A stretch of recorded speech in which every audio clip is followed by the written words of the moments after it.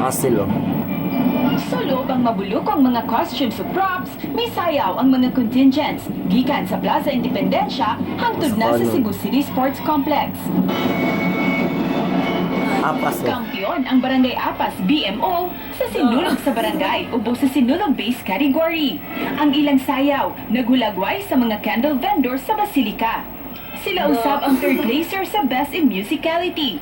Unanimous ang hukom sa mga judges sa pagpili sa Barangay Apas. Ilabi na nga nasubay gayud ang choreography ug mabatyagan gayud ang emosyon atul sa ilang performance.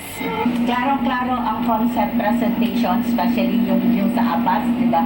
Ang ganda talaga. You could understand, parang maintindihan mo when you're watching their movements.